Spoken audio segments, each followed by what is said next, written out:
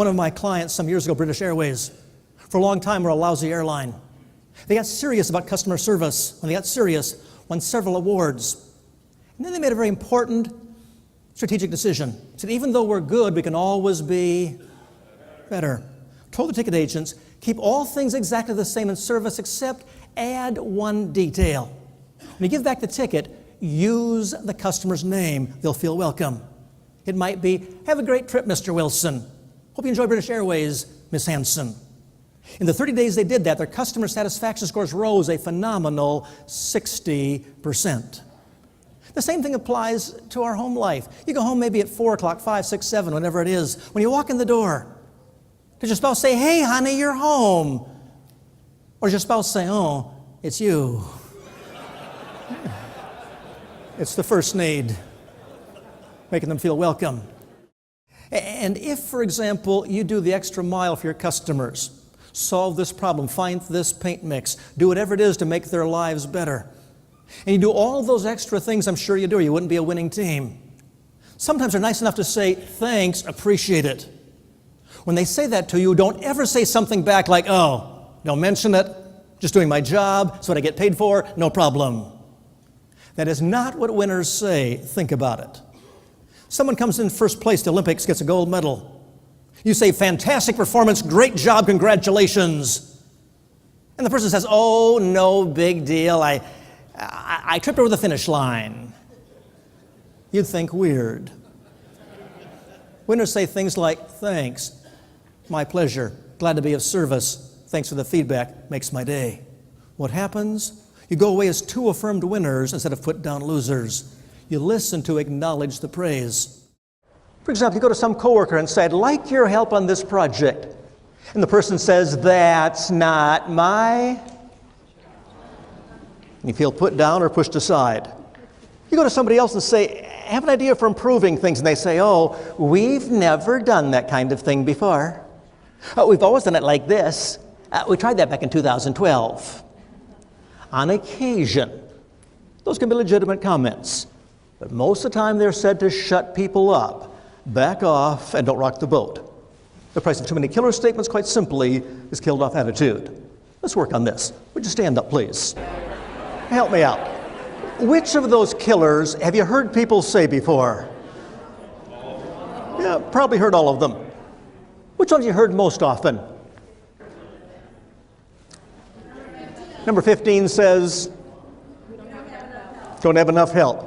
I said that. You said that, yes. Other ones you've heard quite a bit. That's Not my job. Another one might be, 19 says, don't have the authority. Often think to myself, if we're going to be negative, at least be efficient. Give the list to everybody in the organization. Whenever they bring up a new idea, say, look at the list. 12, 22, 41, just quote numbers and save time. Check your arms, resist all your strength. You ready? Mm-hmm. And resist. Okay, good.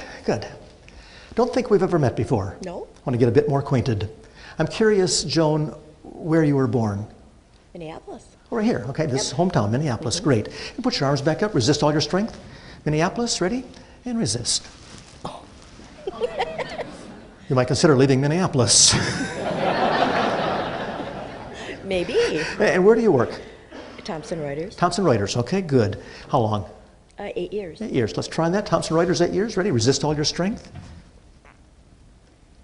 Yeah, good. You said born in Minneapolis. A local hospital here? Yep. Which one? Swedish. Swedish, great. Swedish hospital, Minneapolis. Put your arms up. Resist all your strength. Born in Minneapolis. And resist. What are you doing? If you're wondering what's happening, nothing wrong with Minneapolis.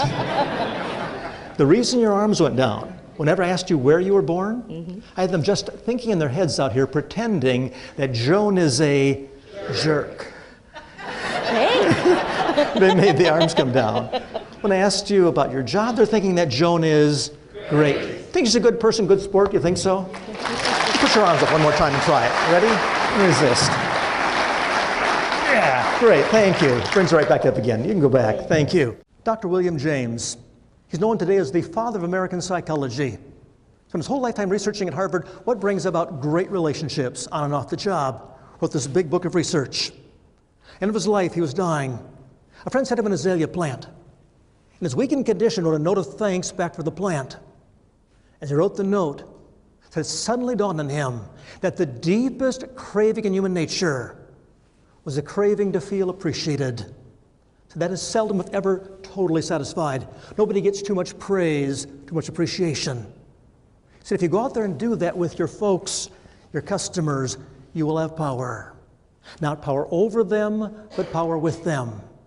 In very simple terms, there are not many folks who walk this earth who have as their mission in life to make you feel good. If you do that for your customers, you stand up from the crowd. You have power to build partnership, to build relationship. Feel understood. I thought I was good at this one. I got my PhD in communication and psychology, trained to be a good listener, to be understanding. I found out I was lousy. My kids taught me that. One time, one of my kids was about 4 years of age, 5 years, was talking to me. I was going, like lots of dads. She walks over to me, takes my both of the ears and says, "Look at me when I'm talking to you." When she was 11, said, "What are you doing today, Dad?" I said, "I'm giving a lecture on listening." She said, "What a joke." And I thought, ooh, had not met that need. What I'm suggesting as a takeaway is you take 5 minutes, 60 seconds once in a while, to ask a little braver question and listen to their response. Maybe you have somebody back at the bank, I don't know, that it's a dad dying of cancer, and you ask, "How's your dad doing? How are you holding up?" And you listen for a few moments. Maybe somebody else in the team has got a divorce in their hands. You think, "I don't want to say anything, it'll upset that person." If they said it originally, it means at some point in the future, I want to talk about it. Ask those who, what, when, where, why, how questions. I think it's the best thing I do with my employees. I have employees in London and Edinburgh and 3 states in the U.S. At least once, twice a year, sit down, have lunch, and ask brave questions. It may be, what do you like about this job? How does my leadership inspire you? Or, very brave, how do I get in your way sometimes of getting your job done? We have great loyalty and motivation. It's the way I keep my relationship, my wife and I, close. When you have a job that's traveling all the time, it's hard on a relationship. So at least once a month, take a walk down the beach and ask brave questions. Ask those who, what, when, where, why, how questions. Your logo is great, being trusted partners in business and life. And the way you do that, you go beyond the superficial, ask the braver question once in a while. This midwife came over to help with the birth. Midwife just hugged her and said, "You're so wonderful." Not me, 16, single, pregnant, whole life is messed up, nothing good about me. Midwife said, "I don't see it that way. You could have left town, tried to abort, cover your tracks. Nobody would have known. But you chose to do what you thought was right. And for that, I respect you." My reaction was, whoa. I thought that was the first easy question I asked my grandma. I found when you ask people those brave questions and just listen to their response, they feel so special that you care that much to know them that well. They want to keep building a relationship with you. He prayed, opened his eyes, the room was empty.